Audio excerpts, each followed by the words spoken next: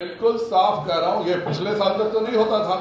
यह नई जो सरकार बनी है, यह 13 में भी नहीं हुआ था जब नीतीश जी अपने अकेले बल पे थे, लेकिन नई सरकार जो बनी है यह जदयू में जो अल्पसंख्यक अफसर हैं और राजद में जो अल्पसंख्यक हैं, इन दोनों में जो पीएफआई के तत्व हैं, यह पीएफआई के तत्वों का नतीजा है कि इस प्रकार की विशेष सुविधा, और यह कहते हुए कि आगे भी यह जारी रहेगी, यह विशेष सुविधा इसलिए दिया जा रहा है क्योंकि बिहार को पीएफआई ने 2047 के इस्लामिक राष्ट्र की प्रयोगशाला बनाने का जो प्रयास कर रहे हैं उसमें ईंधन देने का काम सरकार का यह निर्णय करेगा। जिस तरह से आप बोल रहे हैं कि पीएफआई जो इस्लामिक राज्य बनाना चाहते हैं, तो उसी तरह आरएसएस भी तो बोलती है हिंदू राज्य बनाने के लिए। कभी नहीं बोला है, आप झूठ बोल रहे हैं। आप जीवन में एक कागज दिखा दीजिए कभी उसने बोला हो। हमेशा से राष्ट्रीय स्वयंसेवक संघ भारतीयता को और बढ़ावा देने का काम करता है। गलत अफवाह मत फैलाइए। अगर नहीं पढ़ा है तो आइए मेरे साथ बैठिए। राष्ट्रीय स्वयंसेवक संघ में हिंदू मुस्लिम सभी को है, लेकिन राष्ट्रीय सुप्रीम कोर्ट ने कहा है कि हिंदुत्व जीवन की शैली है, हिंदुत्व धर्म नहीं है। मेरा धर्म जो है, मेरा धर्म सनातन धर्म है। हिंदुत्व जीवन की शैली है जो हिमालय से लेकर हिंद महासागर तक के बीच में जो रहते हैं वह संघ का मानना है। यह सभी है और इस पर सुप्रीम कोर्ट ने पुष्टि की। जदयू विधायकों ने मांग की है कि नीतीश कुमार को नोबेल पुरस्कार दिया जाए सदन में। इस चीज के नहीं, बिल्कुल मुझे नहीं लगता कि हिंदू दुनिया के इतिहास में इतना बढ़िया पलटी मारने का किसी का रिकॉर्ड होगा। अगर पलटी मारने पर नोबेल पुरस्कार मिलता है तो नीतीश कुमार जी के अलावा इसका कोई दूसरा दावेदार नहीं हो सकता। किसके? बहुत ही घटिया और वाहियात बात है। जिसने भी कहा हम लोग निंदा करते हैं, और बचौल जी के भी बयान का मैंने उनको बोला भी है, यह बिल्कुल निंदनीय है। इस तरह की कोई भी चर्चा कहीं नहीं होनी चाहिए। घटियापन में कोई प्रतियोगिता नहीं होना चाहिए। प्रदेश के उपाध्यक्ष सिद्धार्थ शंभू जी, मुख्यालय प्रभारी सुरेश रुंगटा जी, प्रदेश की मंत्री शीला प्रजापति जी, धर्मशीला जी प्रदेश मंत्री, और अशोक भट्ट जी, और यहाँ उपस्थित सभी पत्रकार बंधु। भारतीय जनता पार्टी ने एमएलसी चुनाव में 5 उम्मीदवारों की घोषणा की है, जिसमें माननीय महाचंद्र सिंह जी, अवधेश नारायण सिंह जी, माननीय जीवन कुमार जी, धर्मेंद्र सिंह जी और रंजन कुमार जी। मैं बिहार के सभी शिक्षकों और ग्रेजुएट मतदाताओं से अनुरोध करता हूं कि आप सब भारतीय जनता पार्टी के उम्मीदवार को वोट करें। पिछली बार 2020 के चुनाव में बैलेट का जो मतदान हुआ था उसमें सबसे ज्यादा मत महागठबंधन को ही मिले थे। बैलेट का अगर आप याद कीजिए, बैलेट मतदान में ज्यादा शिक्षक कर्मी ही रहते हैं। उसमें सभी जगहों पर हमें हार का सामना करना पड़ा था, और हार का सामना इसलिए करना पड़ा था क्योंकि राजद ने जो घोषणा पत्र दिया था उसमें इस बात का वादा किया था कि संविदा प्रथा को खत्म कर सभी कर्मचारियों को स्थायी किया जाएगा और समान काम का समान वेतन दिया जाएगा। सभी विभागों में निजीकरण को समाप्त किया जाएगा।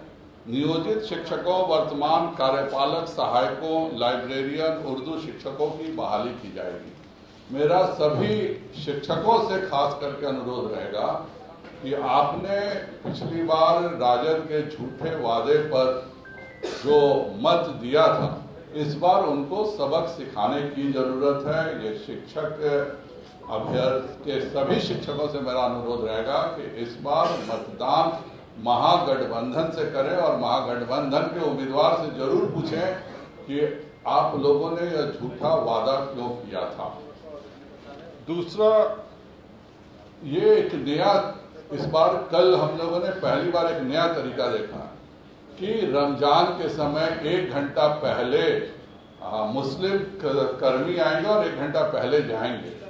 यह मैं शुरू से कहता था कि अगस्त में जो यह सरकार बनी है, यह पीएफआई के जो जदयू के सरकारी अफसर हैं और राजद में जो पीएफआई के राजद के कार्यकर्ता, उनकी गठजोड़ की सरकार है।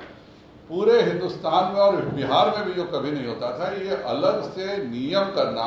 अभी रामनवमी का त्योहार है, हिंदुओं को तो सुबह भी बैठना पड़ता है 11 बजे तक पूजा करने के लिए, और 5 बजे शाम से भी पूजा करते हैं। हर कोई जानता है, हर हिंदू के घर में रामनवमी होती है। तो हिंदुओं को क्यों नहीं छूट मिलेगी?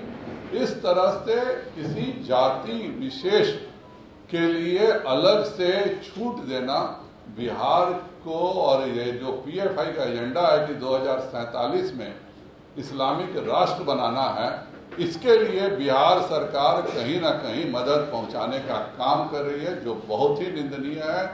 किसी भी सरकार के लिए कर्मचारी होता है, चाहे वह हिंदू हो, चाहे मुसलमान हो, चाहे ईसाई हो। एक खास समाज के लिए नियम बदलना कि 1 घंटा पहले आएगा, 1 घंटा पहले जब ऑफिस में न चपरासी रहेगा न किरानी रहेगा तो कोई भी आके क्या करेगा? तो ये एक पूरी योजना है। और अगर आपने छूट दिया तो रामनवमी के लिए क्यों नहीं छूट दिया? ये भी 10 दिन हिंदुओं को भी आप छूट देते कि 10 दिन तक हिंदू समाज भी 11 बजे तक पूजा करता है, तो 12 बजे दिन में आएगा और 4 बजे चला जाएगा, क्योंकि 5 बजे शाम को पूजा करनी है। तो नीतीश कुमार और तेजस्वी यादव केवल और केवल पीएफआई का एजेंडा चला रहे हैं। आज भी जितनी गिरफ्तारियां होती हैं एनआईए के द्वारा होती हैं। बगल के उत्तर प्रदेश में देखिए, अपराधियों के खिलाफ 3000 से ज्यादा मुठभेड़ हुआ। बिहार में कोई मुठभेड़ नहीं होता है। इसलिए नहीं होता है क्योंकि बिहार में अब अपराधियों की सरकार पूरे तौर पे बन चुकी है। डॉक्टर संजय कुमार का उदाहरण आप सबके सामने है। जबरदस्ती बोला गया कि यह कूद के आत्महत्या कर ली है, और जब हम लोगों का प्रेशर पड़ा तब अब कहा जाता है कि लापता है, खोज के लाने में 2 लाख रुपए देंगे। इसी प्रकार 3 साल पहले नौबतपुर का फॉर्च्यूनर का केस याद कीजिए। फॉर्च्यूनर पकड़ाया था, अमित गुप्ता और राकेश गुप्ता 2 भाइयों को गायब हो गया, और उस समय भी मैं मुख्यमंत्री से उसका परिवार मिला, डीजीपी से परिवार मिला। मैं खुद उस समय एसएसपी थे, उपेंद्र शर्मा से मैंने बात किया। सब कहते थे दोनों भाई छोड़ के भाग गए। आज इस घटना को 3 साल हो गए, उसके परिवार को आज तक नहीं पता है कि उसका स्टेटस क्या है। और उपेंद्र शर्मा एसएसपी तब हमको बिल्कुल विश्वास से कहे थे कि सर आप निश्चिंत रहिए, इन लोगों की कोई हत्या नहीं हुई है, इन लोग खुद अपने से भाग गए। जो आदमी को 40 लाख रुपया किसी व्यक्ति से लेना होगा नौबतपुर में, वह गायब होता, और आप कहते हैं कि वह छोड़ के अपना फॉर्च्यूनर नौबतपुर में छोड़ के भाग गया। उसी प्रकार से अभी हमारी माननीय शीला प्रजापति जी मंत्री हैं। आज कन्हौली में हमारे एक बच्चे का, तुषार का अपहरण होता है, 40 लाख रुपए की रंगदारी मांगी जा रही है। सरकार सोई हुई है। डॉक्टर एसपी सिन्हा का कांटी में उसके बेटे विवेक का अपहरण होता है, सरकार सोई हुई है। पूरी बिहार सरकार, जो हम लोग जिस बात करते थे कि 2005 से पहले अपहरण और हत्या को उद्योग समझा जाता था, आज फिर से बिहार उसी तौर पे जा रहा है। मेरा मानना है कि नीतीश कुमार जी को, चाहे वह डॉक्टर संजय कुमार का मामला हो, तुषार का मामला हो, चाहे विवेक का मामला हो, अगर इनके अपहरणकर्ताओं से शीघ्र रिहाई नहीं होगी तो कहीं ना कहीं यहाँ पे लॉ एंड ऑर्डर की व्यवस्था पूरे तौर पे ध्वस्त हो चुकी है।